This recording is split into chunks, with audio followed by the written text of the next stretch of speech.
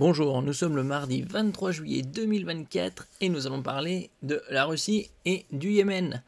Il y a quelques jours, le Yémen avait frappé Israël avec un drone qui avait parcouru 2000 km. Il avait touché Tel Aviv et par la suite il y a eu une riposte d'Israël et une coalition avec le Royaume-Uni et les États-Unis de plusieurs dizaines d'avions. Et on avait vu le stock de carburant dans un port de Hodeïda qui avait été vaporisé. Enfin, ça continuait à cramer pendant plusieurs jours. Parce qu'ils n'ont pas les effectifs pour l'éteindre.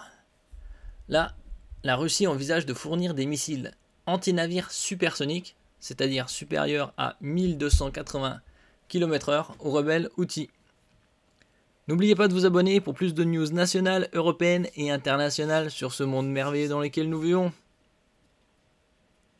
De retour à Norfolk, après 9 mois passés au Moyen-Orient, le groupe aéronaval formé autour du porte-avions USS Dwight D. Eisenhower, Carrier Strike Group 2, CSG-2, a connu une activité intense, notamment à partir de décembre 2023, date de son engagement dans la coalition Gardien de la Prospérité lancée par les États-Unis afin de protéger le trafic maritime contre les attaques lancées depuis le Yémen par les rebelles Houthis liés à l'Iran. Et au niveau de ce détroit et de la mer Rouge, il y a environ 1/8 du trafic maritime mondial qui passe par cette région, avec le canal de Suez. Tout ça, c'est relié. En février, le commandant des forces navales américaines au Moyen-Orient, l'amiral Braid Cooper, avait décrit les opérations menées en mer Rouge comme étant la plus grande bataille menée par l'US Navy depuis la Seconde Guerre mondiale. Ce qu'atteste le bilan donné à l'occasion du retour du CSG-2 aux États-Unis. Durant son déploiement, celui-ci a tiré 155 missiles surface-air et 135 missiles de croisière Tomahawk, tandis que le FA-18 Super Hornet de l'USS Eisenhower ont utilisé 60 missiles air-air et largué 420 munitions air-sol lors de raids lancés pour dégrader les capacités militaires des Houthis au Yémen. Les Houthis, c'est des rebelles au Yémen et ils tiennent tête face à des coalitions États-Unis, Royaume-Uni et autres pays. C'est un peu surfait la puissance américaine. Hein. C'est comme leur opération Iraqi Freedom et autres délires en Afghanistan.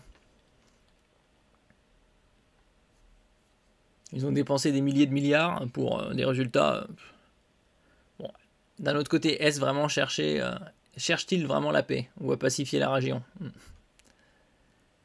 Mais il ne s'agit là que d'une partie des munitions consommées, étant donné que d'autres navires ont participé à la sécurisation de la mer Rouge et du golfe d'Aden.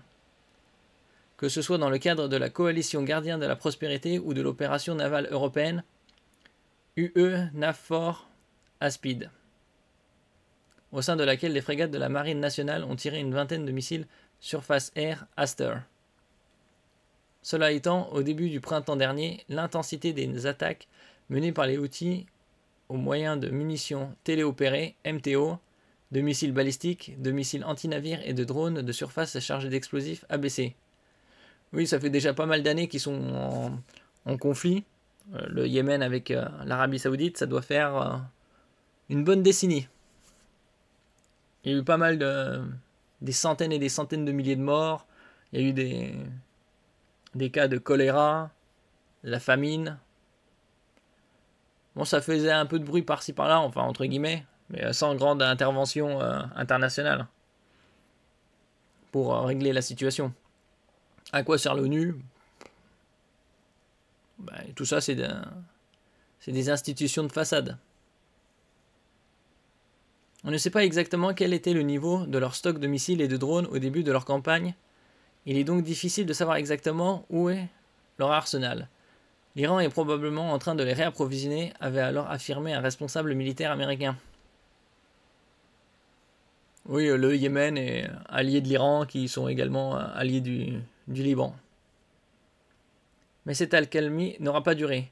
Ayant pu compter sur l'Iran pour se réapprovisionner en munitions, comme l'a démontré, preuve à l'appui le renseignement militaire américain, DIA, Defense Intelligence Agency, Les Houthis ont depuis intensifié leur action, au point qu'il se passe pratiquement pas une journée sans qu'il ne soit fait état d'une nouvelle attaque contre le trafic maritime en mer Rouge. Et ça dure depuis décembre, donc ça fait 8 mois.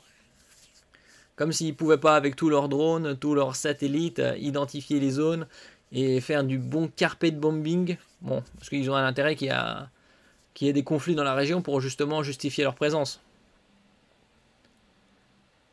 Les gardiens de la paix, les gardiens du monde.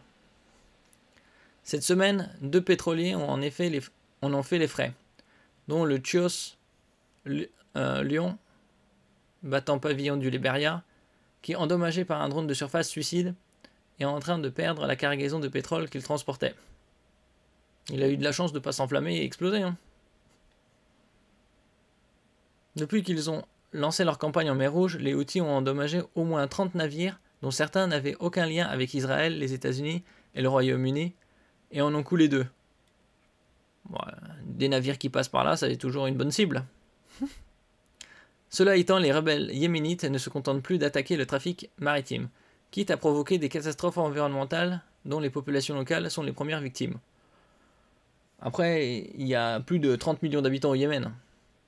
Donc, peut-être dans leur esprit, une partie de la population est sacrifiable. 19 juillet.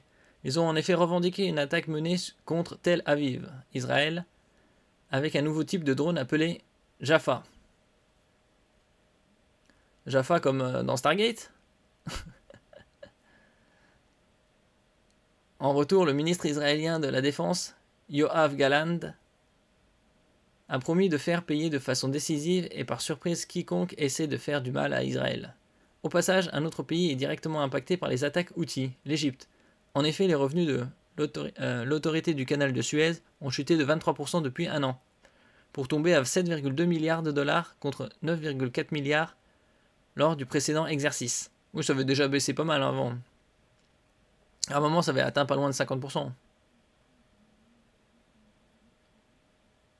Là, on a une image, là. T'as une attaque sur un super tanker. Quoi qu'il en soit, outre l'appui de l'Iran, les Houthis pourraient bientôt compter sur celui de la Russie. Ouais, certains disaient que la Russie était à bout, ne pouvait plus produire de missiles, d'avions ou quoi que ce soit. Il ne faut pas oublier que la Russie, c'est plus de 17 millions de kilomètres carrés, des ressources gigantesques, c'est quasi sans limite. Hein. C'est en effet ce qu'a rapporté le Wall Street Journal le 19 juillet, en se basant sur des informations du renseignement américain.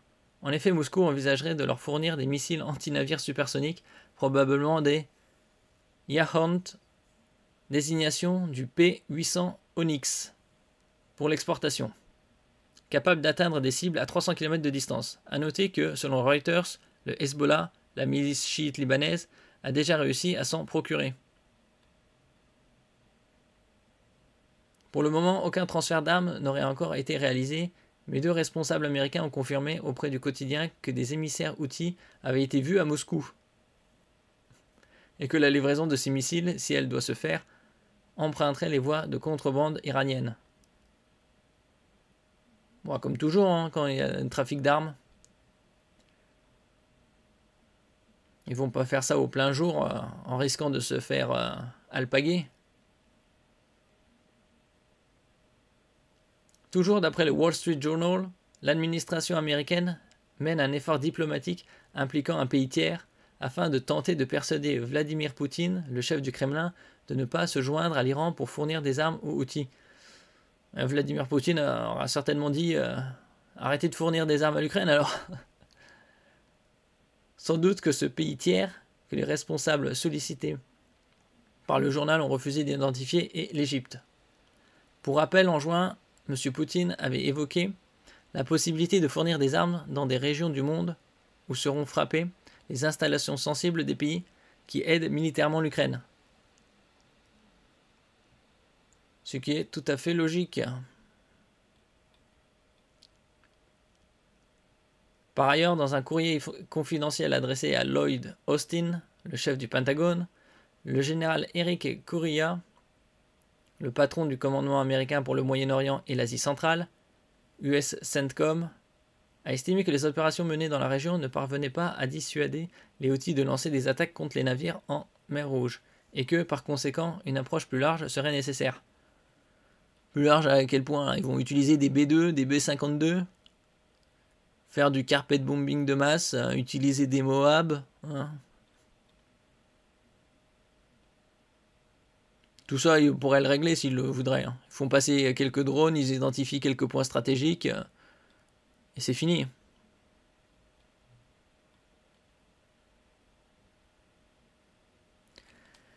Merci pour votre écoute. N'oubliez pas de mettre un j'aime, un commentaire, de partager et de vous abonner à la chaîne. À la prochaine fois.